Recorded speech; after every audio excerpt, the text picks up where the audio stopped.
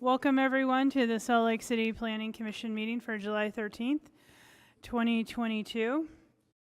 We'll go ahead and start this meeting because we have our quorum, and we'll begin with the approval of the minutes for June 8th. Do I have a motion for that?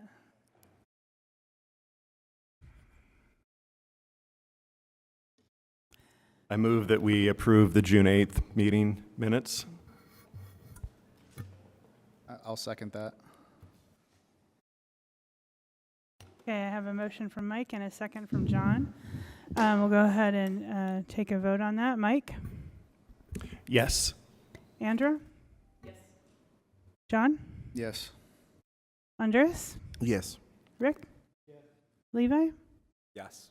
And I will also vote yes, so that motion passes unanimously. Okay. Next is a report from the chair and the vice chair.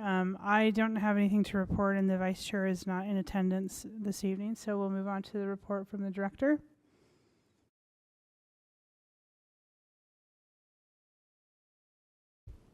Thank you, Paul. Nothing to report this evening. Okay. Okay.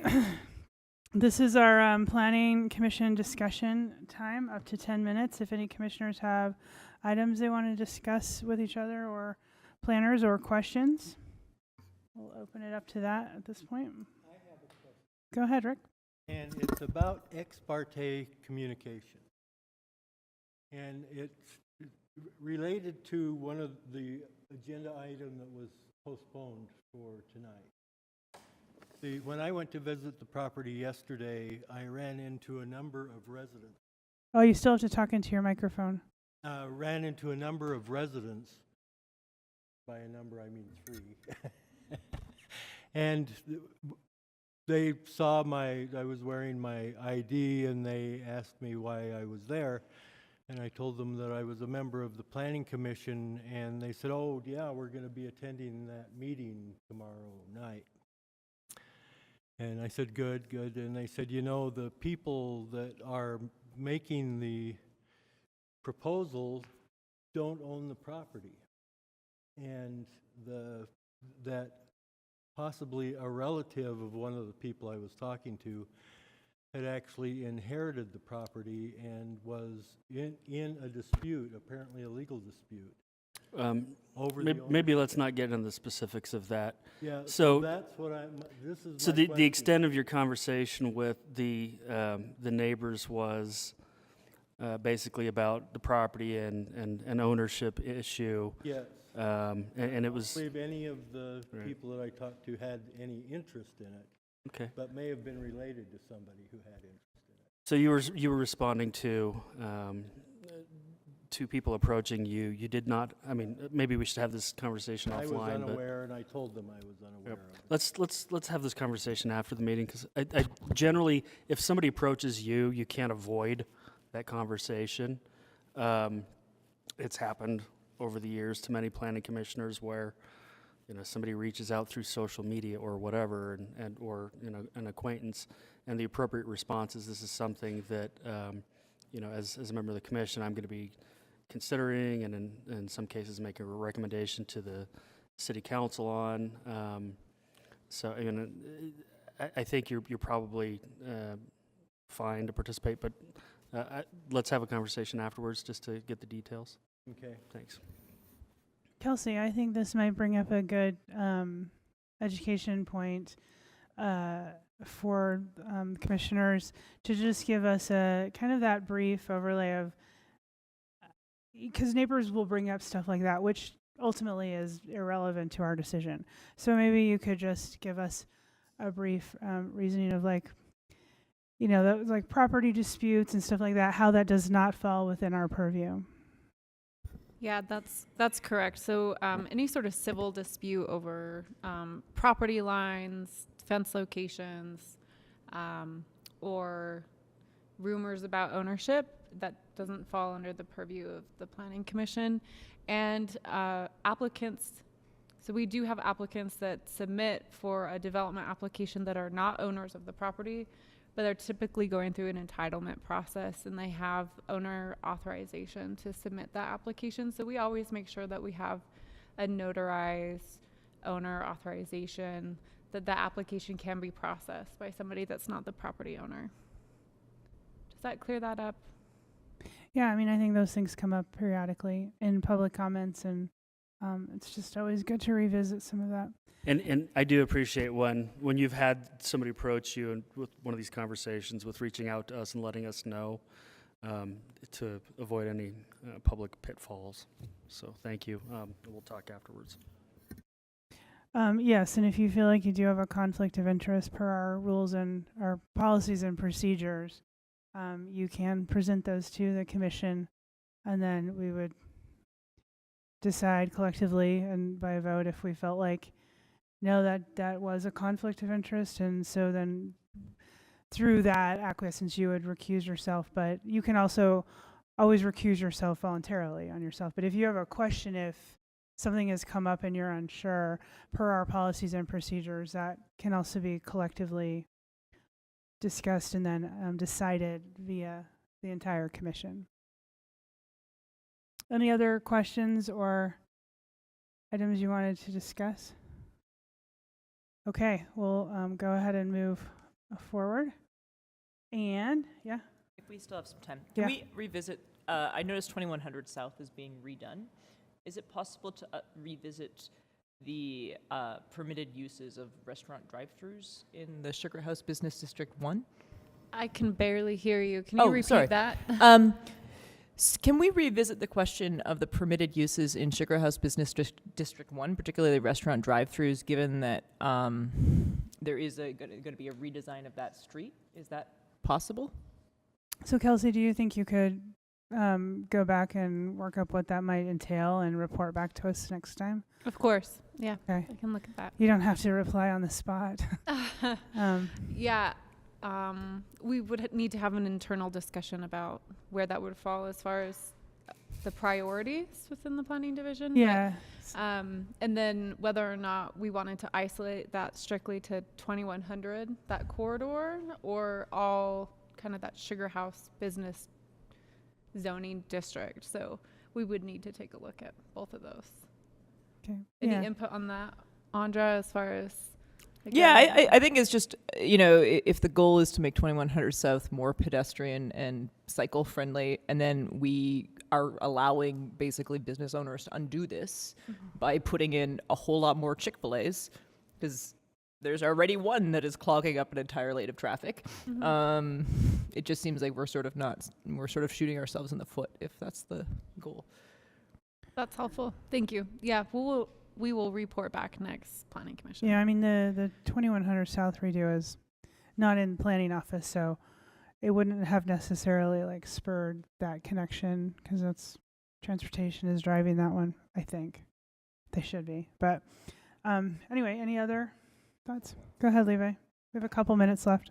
Yeah, this will be quick. I don't know if this is something that the commission would be involved in or not, but I'm concerned about the RVs and where they do get to park and don't. So I've been researching other cities all around Salt Lake City, right? So I've researched Taylorsville, Sandy, Murray, South Salt Lake ordinances, and they have ordinances that prohibit RV parking on public road, prohibits you from parking an RV in a place that is not designated as RV parking. So you would need to have an RV parking pad. Another one that I saw, and I have all this documented, is that the RV has to be registered to the homeowner of the house. So if I own a home, I cannot have all my cousins come and park their RVs in my backyard. That's simply something that won't happen. Is that something that Planning Commission could work on, or how do we go about doing that? Would you mind providing like which direction you're interested in going? Providing more flexibility for RV parking or providing less flexibility? Given that I live in Glendale, it's providing less. Okay. So, yeah. So currently we only allow RV parking to be, I believe, in the rear yard and if screened in some side yards. And then as far as like occupied RVs, we cannot tow occupied vehicles or impound them if they're on the street. And so it does get into difficult policy questions. Yeah, I've been working, well, we don't have to get into this now. I've been working with the city for a couple of years on this, and we can take it offline. I just didn't know what direction or what recourse we have. Some are occupied, some are not. Some are Okay. abandoned for months and just not moved. Yeah, so. Yeah, lot let's to talk a little discuss bit there. more about Sure, that. Okay, let's do thank it. you. Thank Yeah, you. and so maybe Kelsey, in a future discussion period time, you can give us all an update on what the current ordinances are, what you are hearing are issues that are arising in the city, et cetera, so we all can come along at the same time for where we are in that discussion. Of course. Okay. Thank you. Okay, so you've got drive-throughs and RVs. All right, that pretty much takes us to our 10 minutes, so we'll go ahead and move on. We'll open the public hearing portions of the meeting. Our first agenda item tonight is a conditional use permit for an ADU at approximately 1852 East, 2700 South. This is case number PLN PCM 2022-00134, and our planner on this application tonight is Riley. Thank you, Chair.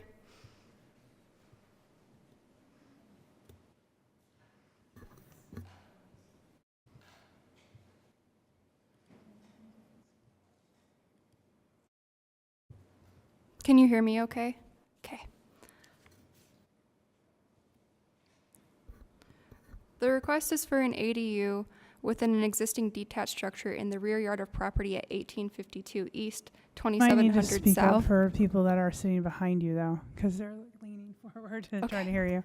All right, I'll speak a little louder and right into the mic. And it will be converted from an existing detached structure and converted to residential use. The proposal has been reviewed by staff and meets all the applicable standards of approval. No detrimental effects are expected and no conditions of approval are proposed. Staff recommends approval of the conditional use permit. Here's the vicinity map of the property. The road that is directly in front of the property is 2700 South. It is located in the Sugar House Community Council District and is in the the R112,000 single-family residential zone. The site is developed with an existing single-family home and a detached accessory structure where the proposed ADU will be. On this image, the detached accessory structure is highlighted in red. All neighboring uses are single-family residential, and the ADU is at least 20 feet from any neighboring structure. Here is the site plan that has been submitted by the applicant. This shows the single-family home and the detached accessory structure in the rear yard of the property. The current conditions of the property in regards to lot coverage and setbacks are existing. The proposed ADU is approximately 667 square feet. Of that total square footage, 641 square feet will be designated for the new ADU conversion, and the remaining area will be converted into a storage closet that will only be accessible from outside of the structure and therefore not included in the square footage allotted to the ADU. Parking for the residents of the home will be provided in an existing attached garage, and parking for the ADU will be provided by legal on-street parking along 2700 South. There is also a bus stop across the street, and properties that are within 1/4 mile of a transit stop are excused from the off-street parking requirements. Here is the floor plan that has been submitted by the applicant. The proposed ADU will have one bedroom, and the main entrance of the ADU will face west towards the side property line and will not be visible from the street. Here are the elevations that have been submitted by the applicant. The existing structure is a single story and will remain that way once converted into an ADU. The building is about 12 feet in height. There are 2 existing sliding glass windows on the north facade, and glazing is not required for either of these windows due to the fact that they are existing and that they are over 100 feet from the rear property line. The facade is blank on both the south and eastern sides of the building. There is an existing entry on the western side of the building, and when the interior is renovated, the new storage closet will be accessible from the middle of the east facade. Here are some site photos that have been provided by the applicant. This one on the left shows the existing detached structure from a point of view that is near the home, looking towards the rear of the property. And the image to the right is a view from the western side of the property, looking towards the accessory structure. And from here, you can see the 2 existing sliding glass windows and also the existing entrance. Based on staff review, the proposed ADU appears to meet all city code requirements and the intent of the ADU ordinance. No impacts are anticipated, detrimental or otherwise, and staff recommends that the Planning Commission approve the conditional use permit as presented. I can take any questions if you have any. Thank you. Any questions for staff at this point? Okay. None for you, Riley. It looks like we have the applicant, Barbara Harvath. Is she here? If you want to come up to the table? Questions for me? Yeah, please. You'll have to speak into the microphone, so you will need to come up.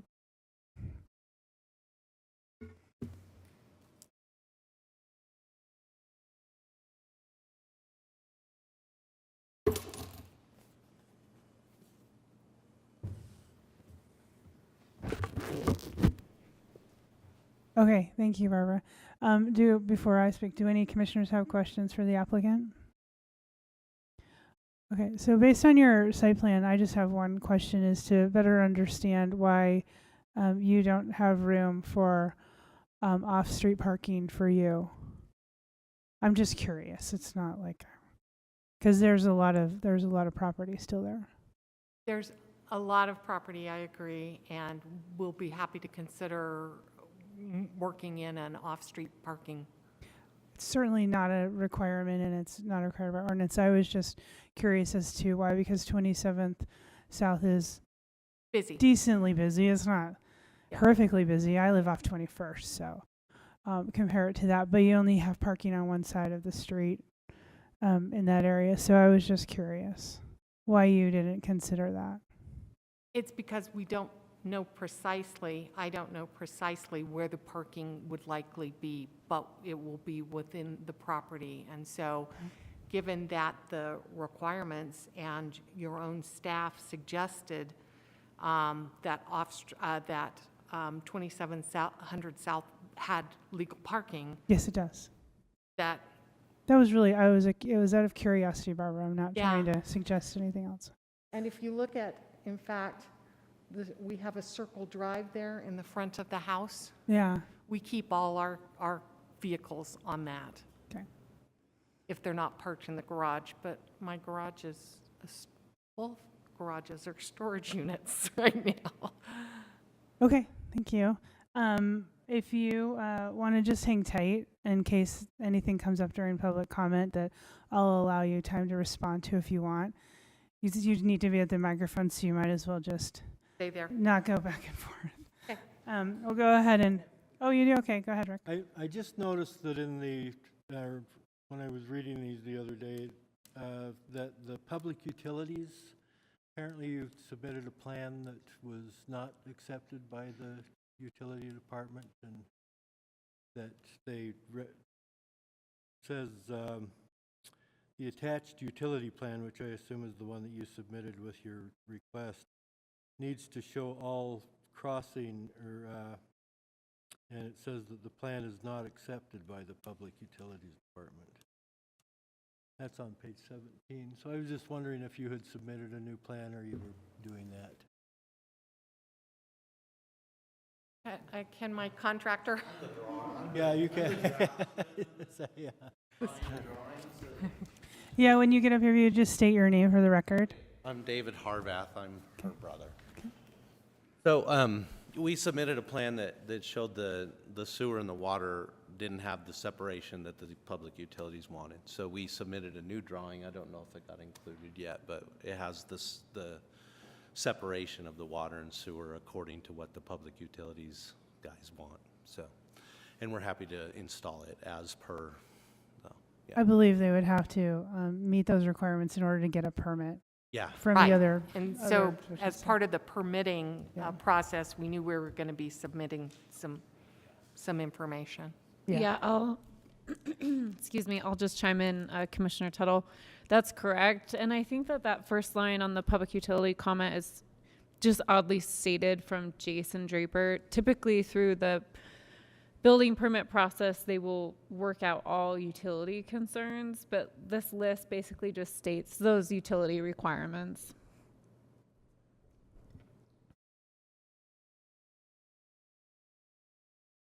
No, because they'll have to comply with it in order to get their permit anyway. That's correct. Yeah. Any other questions? Okay, just hang tight. We'll open the public comment period. Is there anyone here from the community council? I don't see Judy, but. And is there any member of the public here that wishes to speak on this item? Okay. Any emails that we've received? No? Okay, hearing and seeing none, we'll close the public comment period and bring it back to the commission. If you have questions or a discussion item or a motion. I have a discussion item. Go ahead. I'm not hugely in favor of any development that doesn't have off-street parking. I think it's just something that, especially with how much traffic and everything, and especially if we're going to rely on bike lanes in the future and we want to make things more walkable, I prefer developments to have, I don't know, parking garage or somewhere for you to park your cars other than the streets.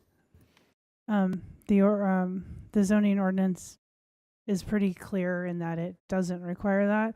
The ADU ordinance specifically states if there's illegal on street, that can be considered done, like it's doable. And then I can't remember what the distance between bus stops and you can do it. But if there is legal on-street parking, then the ordinance is satisfied. Thanks. So, okay. Anything else? I'm open for a motion or further discussion.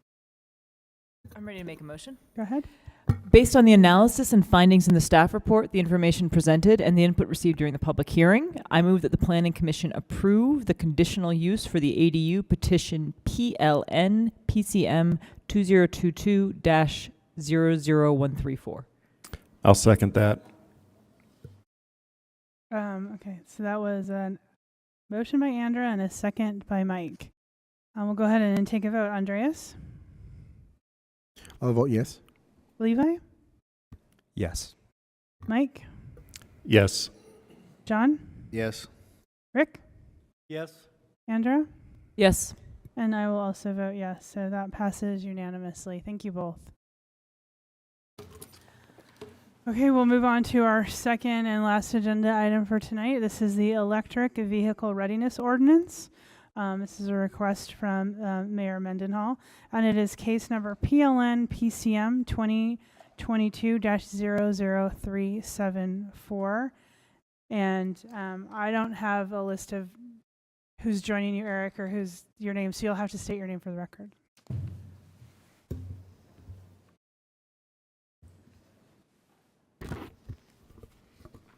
So I'm Eric Dames at the Planning Department and Peter Nilsson with Sustainability. Great. Yeah, good evening, Chair. Thanks very much. Good evening, everyone. I'm happy to be presenting this ordinance proposal here to you tonight from the Department of Sustainability. As Eric mentioned, my name is Peter Nelson, and I'm a program manager with Salt Lake City's Sustainability Department. I've been supporting this ordinance proposal since late 2021 and presenting it to various stakeholders as well as facilitating public comment periods up to this point. This is an ordinance proposal that we in sustainability are particularly excited about because it will help us hit a lot of our carbon emission and GHG emission reduction goals that we've stated for the city. And it does so in a way that enables access to these solutions for more of our residents.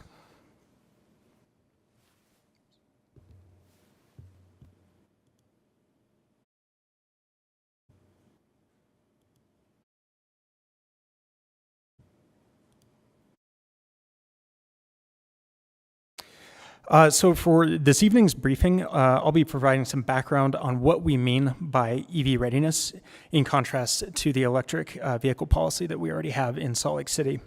Also touch on the environmental and economic benefits that this ordinance addresses And finally, I'll go over the provisions included with the proposed ordinance. First, let's touch on the three common levels of EV charging infrastructure. There's EV capable, EV ready, and EVSE installed, or electric vehicle supply equipment with a charger that's installed. EV capable, what we mean is including sufficient electrical capacity, panel capacity rather, with a dedicated branch circuit and continuous raceway to the site of a future EV parking space. EV ready, which is what this ordinance involves, goes beyond by including enough conduit to terminate at a junction box for a 200-volt charging outlet. And then finally, EV supply equipment installed means that the space includes an EV charger. The policy being proposed by the Sustainability Department concerns this EV readiness scenario that you see here. So Salt Lake City's existing EV policy for multifamily new construction includes a requirement that for every 25 parking spaces included in the project, one must include an EV charging station installed. It counts towards the total required parking spaces. It's required to be located near the entrance of the building. The station must be signed clearly, and a specific charging station level is not required. In addition to the existing EV policy for multifamily new construction, the proposed EV readiness ordinance stipulates that 20% of required parking spaces be constructed as EV ready. I'll get into further detail on this later in the presentation, including specific provisions. But now let's shift into the rationale, or the why, behind this proposal.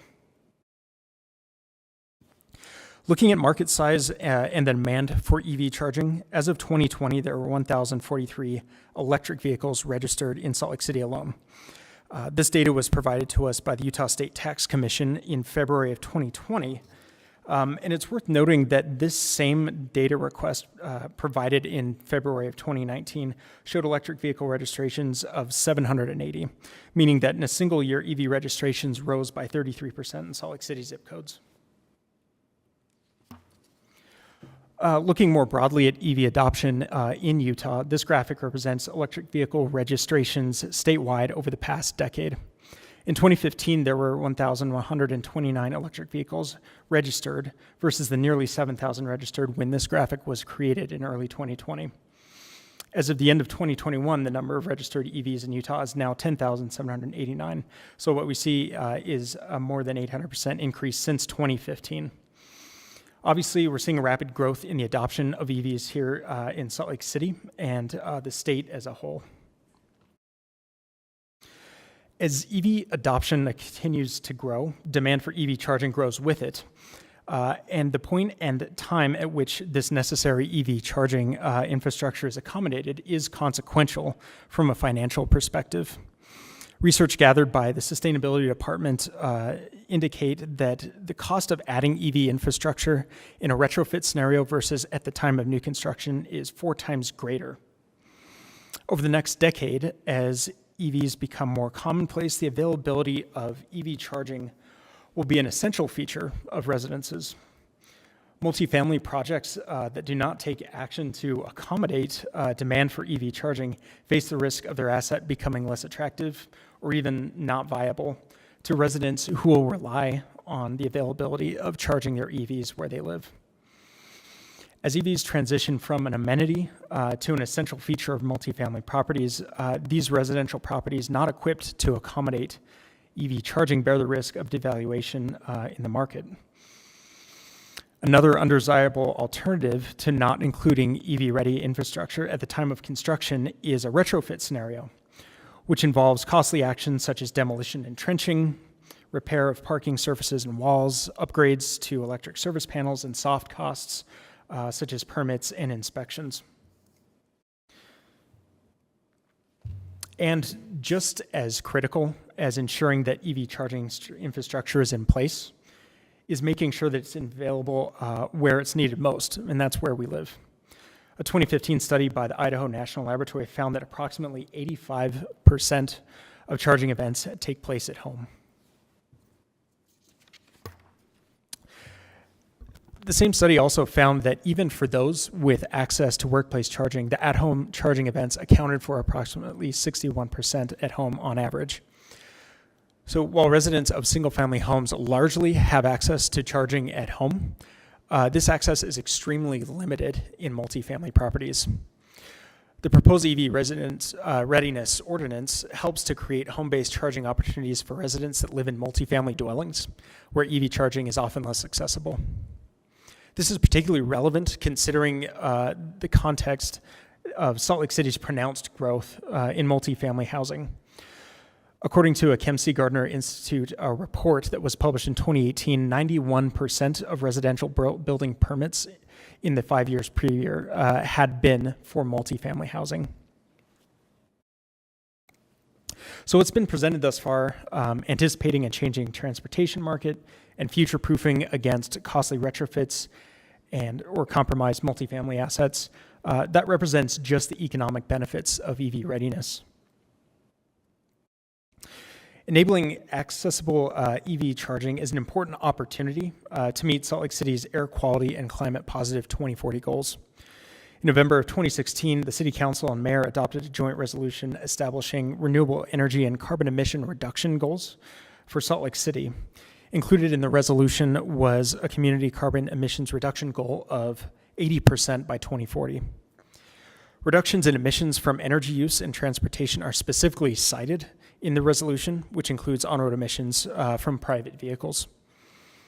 The on-road transportation sector accounts for nearly 20% of the GHG emissions coming in Salt Lake City and contributing to air pollution and climate change and threatening the health and well-being of residents and visitors in Salt Lake City. More recently, in 2021, the City Council and Mayor Mendenhall adopted the Joint Electrified Transportation Resolution, and this proposed ordinance aligns directly with the resolution by expanding greater adoption of electric vehicle technology, expanding EV infrastructure, accelerating adoption rates, and supporting the inclusive development of clean transportation options for community members. So the proposed ordinance language says that each multifamily use shall provide a minimum of 20% electric vehicle parking spaces of the total parking required on site. EV-ready parking spaces shall have electric conduit and sufficient capacity for future use of a 200-volt charging station. Proposed EV parking spaces shall be submitted on site plans. For new multifamily uses, a minimum of 20% of ADA spaces shall be constructed as EV-ready. And then some additional provisions. EV-ready parking spaces will count towards the total required number of parking spaces. Parking areas with 4 or fewer parking spaces are not required to identify EV parking spaces. Where no minimum parking is required, EV parking spaces are based on provided parking. And then lastly, electric vehicle parking spaces that exceed those required by subsection B1, and I can explain that in a little bit more detail if you like, shall count towards the required number of EV-ready spaces. And so that concludes my portion of the briefing, but I look forward to answering any questions or hearing any comments you have about the proposed ordinance. Okay, thank you. Any questions for Peter at this time, commissioners?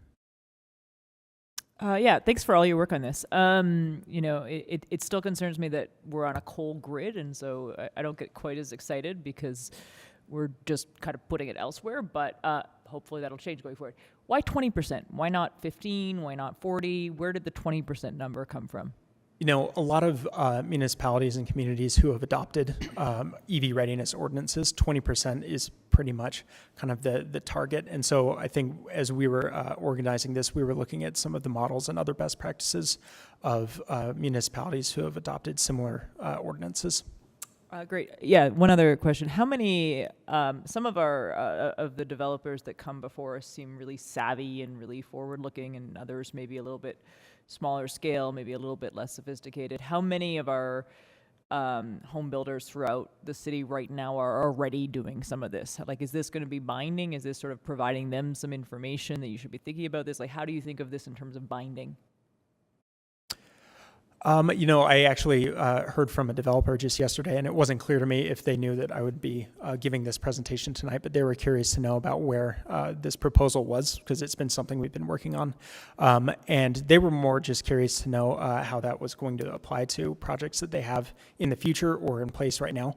But he freely mentioned that this was something that they're already including in their work. And I think it's something that I've been seeing from some developers as something that they have on their radar and that they're aware of as an issue for their future residents. John? Yeah, I can add a comment to that. I mean, most of my clients are thinking very heavily about it. Either the multifamilies are adding EV chargers automatically, and they're even looking at adding solar conduit to like townhomes. So there really a lot of thought about this. That is another question that I have, is more about what has the conversations been around the grid itself as these come online. That's going to be a pretty large increase on our electric grid, and at a kind of prime time of energy use at night when people go home, they turn their air conditioners on. What is the thinking or process that you guys are kind of working out for that effect over time? Yeah, I mean, I think this falls into broadly other trends that our department works on with beneficial electrification and the idea of being able to source as many of our energy needs from what will be coming clean energy resource. And in some of the conversations we've had, we get questions like that, and we've really just put that question directly to Rocky Mountain Power because we figure they're the authority on that. And they seem to be well aware of where these trends are going and have not expressed any concerns with the grid being able to support this additional load and infrastructure. Have they been talking about new, like, renewable resources that they can kind of throw at it to kind of augment that versus the coal and yeah, so every 2 years they release an integrated resource plan.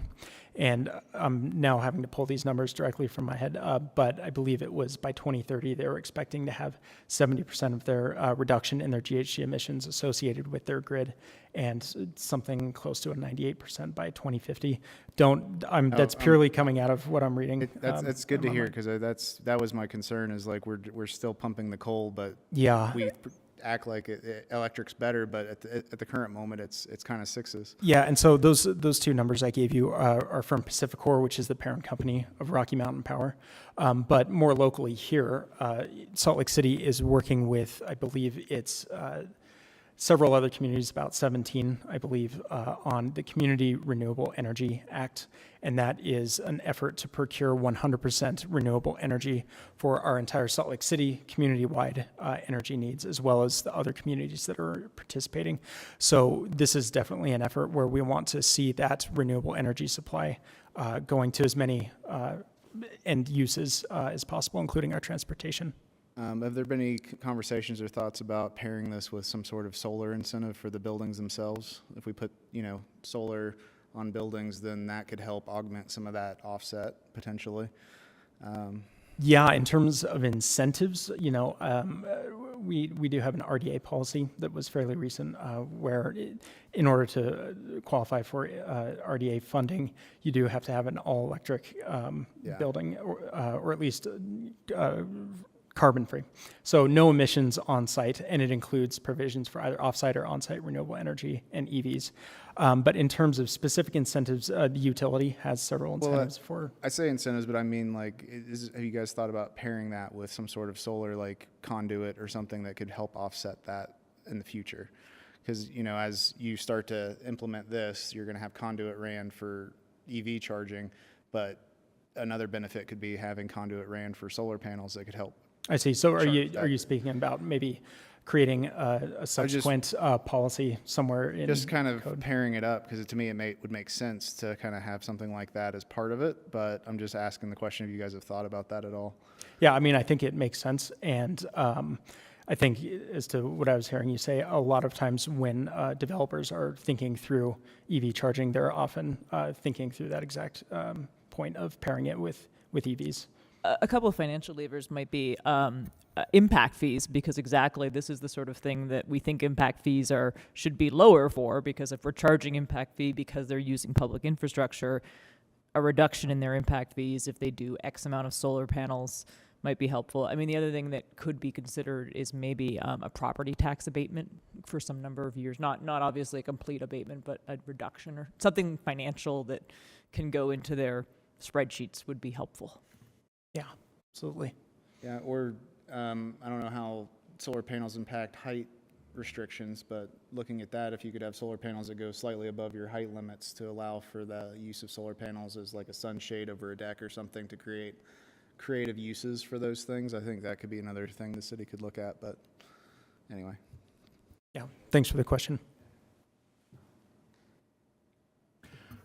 I do have some questions, but I think I'll hold off until after public comment. Okay. Rick? Can we go back to the chart that you had that showed the number of electric vehicles? And at that time there were 7,000, and this is 2000. This is 2020. 2020. 2020 here, and Is there a geographical representation of where those vehicles were registered? yeah, so in the past when we've requested Salt Lake City specific information, the way that the tax commission has it organized is by zip code. And so we just essentially gave them a list of the zip codes that mostly fall within Salt Lake City. So I suppose if you were to look at all of the tax commission data, which is available online, anytime you want to look at it, you could do that breakout by zip codes and kind of see where that is happening. I know when I was working at the University Development Office, we had a section of the city that was called the Golden Arch. And it was essentially where funding came from for contributions. And it ran from the Avenues area through Upper East Side over to Holiday and through that area. So I'm wondering if this is something that should affordable housing units be exempted from this, because they're going to primarily not be people who can afford electric vehicles and in fact may need more of a gas pump in their parking areas in order to fill up the vehicles that will be traded in on the electric vehicles. Yeah. Is it an undue expense in some cases for some developers? Yeah, I mean, I think one consideration that's important for us in sustainability is that with programs and policies, we want to make sure that we're looking forward enough that the solutions we're providing for residents, everybody has access to. And I don't think we would like to see in the future folks who are just kind of relegated to driving gasoline vehicles because that's where they live and that's all that's available for them. And so I think it's an important question, how this ties into affordability. But I think we should balance it also with quality of life and making sure that we're making these necessities accessible to all of our residents long into the future and not just kind of in the short term. And so that's, I guess, would be my initial answer. Okay. Any other questions for Peter? Okay. All right, we'll go ahead and open the public comment period and then see what that yields. Is there anyone here from the community council? That's okay. We start with that and then we'll move on. If there's anyone here from the public, if you wish to speak, the lectern behind you is where you'll do it. And please state your name for the record into the microphone, and then you'll have up to 2 minutes. Check 1, 2. Can you hear me? No, I can't. Cannot. I know. It's hard if you're tall. Can't tell. Is it on though? Okay. Yes. Hello, everyone. My name is Thomas Kessinger. I work for an organization called Utah Clean Energy, and my role is to promote the electrification of our built environment as well as our transportation sector. And I am here to speak in support of this proposed ordinance. First, I want to thank the mayor, the sustainability office, the planning office, and you as a planning council for your leadership regarding EVs and for making this request. Some of my comments are slightly duplicative of Mr. Nelson's. Nonetheless, I think it's worth hitting home. This ordinance makes economic sense because doing this work as a retrofit is more expensive. Mr. Nelson presented on some figures from the Southwest Energy Efficiency Project, SWEEP. However, Utah Clean Energy did its own independent analysis in the preceding year when we were working on electric-ready building code amendment, and those figures were very similar. It's cheaper to do this work up front. In addition, it's important to provide access to EV charging in areas that have historically been overlooked, for example, in multifamily developments. Based upon survey data from Rocky Mountain Power itself, currently 84% of all charging is taking place at home, and there's numerous benefits that are because of this, or that run from this. It's more cost-effective for the renter, and there can actually be grid benefits from charging at home in the middle of the night when the capacity for the grid is actually at its most. We have excess capacity on the grid. Regarding the cost associated with this, Rocky Mountain Power has announced a new set of incentives for the development of charging equipment. It's called their Make Ready program. They had prescriptive incentives before. However, this is a new program that was just approved by the Public Service Commission in November of 2021. And the end of my prepared comments, but I have a few more if I have time. You have about 10 seconds. Okay. This action makes Salt Lake City more competitive for the millions of dollars of federal investment that are coming from the Infrastructure Investment and Jobs Act. And regarding life cycle emissions of these cars, I'd be happy to share some data and some reports with you that demonstrate that even though we're generating electricity using coal, they're still cleaner overall. So thank you very much, and I appreciate your time. Thank you for your comments. Anybody else in attendance tonight wish to speak on this? Okay, I see none. Any email comments? Nope. Okay, seeing that, we'll close the public comment period, and I'll bring it back to the commission. This is the time if you have items you want to discuss or final questions for Mr. Nelson or Eric. Now's the time. Mike, go ahead. I want to start off with saying that I'm really happy to see this because in the past I've had some frustrations with Salt Lake City Green because too much of the initiatives were focused on resources for single-family homes that just didn't work for multifamily. This is a subject that's very important to me because I live in townhomes where we don't have garages, we have individual carports, and so it's very difficult to find a way to retrofit for electric car charging. And right now, really our only solution is for people to run long extension cords from their 110 volt sockets, and so they're only getting level 1 charging.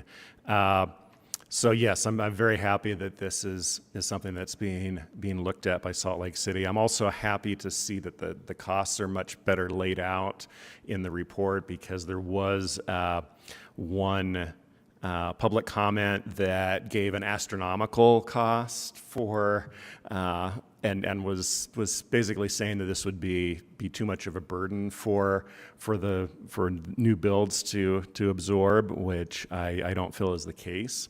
But one of my big questions is I kind of wonder is 20% enough?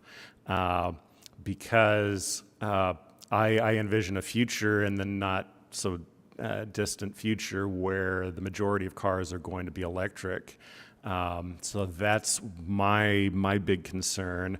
I'm also one who is very much in favor of reducing parking requirements, especially if it's a transit accessible location. But I foresee a time where every overnight parking spot is going to need access to electricity to charge cars. So that's one of my big questions. One of the other big things is because when I think of my needs personally, the electric vehicle that I am most likely to buy in the near future is not an electric car, but an electric bike. And so I'm very curious to hear what Salt Lake City's requirements are for multifamily housing for bike storage and also bike storage that has outlets where bikes can be charged. I'm not sure that we have any for electric bike charging, but I believe we do in the off-street parking have some specifications about for bicycle parking. Maybe Eric, you can touch on Yeah. where the bike So- storage comes in. Yeah, so I don't have the specific numbers in front of me, but this body, about a year, maybe a year and a half ago, recommended approval on a updated off-street parking ordinance, which included substantially more requirements for bike parking, commercial, multifamily, everything. And that is headed now for adoption from the council on the 20th of September. So there's one more briefing coming up, and then adoption on the 20th potentially. Well, that's good to hear. So, yeah, Sitting there for a and then while. this would slide into that afterwards. The way it's written would slide into that ordinance, but yeah, bike storage is increasing, and it includes additional incentives to put that indoors, which gives potential for bike charging, things of that nature. Makes that a little simpler, so. Any other discussion? I guess I want to echo the importance of electric bikes. I mean, it seems like everybody I know wants to get one. I didn't have time this week to get one, but well, I don't even know what the infrastructure required to charge an electric bike is. Like, does it need a special charger? With the bike rooms, so in some multifamily buildings, I don't think they even have chargers in those rooms. So we might. I don't know if it's appropriate to make any sort of amendment to this particular proposal, but I mean, I do think it's a really big issue to make sure, because I can imagine a lot of multifamily builders just being like, here's a room, like, that has no charging capacity whatsoever, and that's not really going to meet our needs. I mean, I don't want to micromanage developers, but They really just need an outlet, so if they could Yeah, add they a just couple need outlets outlets. where the like- bikes are. That's correct. Yeah, most of the batteries just come right off of the bikes, and then you just plug them into an outlet in your home. We have one, so pretty small, not heavy. You just plug it into an outlet. Yeah, not as much infrastructure as required for a vehicle charger. Okay, this is a legislative item, so we're making a recommendation to the city council on this one. If there's no further discussion or questions, I'm open for a motion. I'll make a motion. Based on the findings listed in the staff report, the information presented, and the input received during the public hearing, I move that the Planning Commission forward a recommendation to City Council to approve the request to amend the zoning ordinance for electric vehicle readiness for petition PLN PCM 2022-00374. I'll second. Okay, I have a motion from Mike and a second from John. We'll go ahead and take a vote on this. Rick? Yes. Andra? Yes. Andreas? I'll vote yes. Levi? Yes. John? Yes. Mike? Yes. And I will also vote yes. So that passes unanimously, and I hope you get to the city council within a year. Okay. Yeah, thank you very much. Appreciate being able to talk to you about it tonight. Yeah, thanks for your presentation, Peter. Thank you, Chair. Okay, that actually concludes our agenda this evening, since we had an item get postponed. So I just want to alert everyone that I've been told the next 3 agendas will be fairly packed. So your attendance will be really necessary, and make sure we have quorums and we can keep moving all of the business forward that we need to. But with that said, we're adjourned.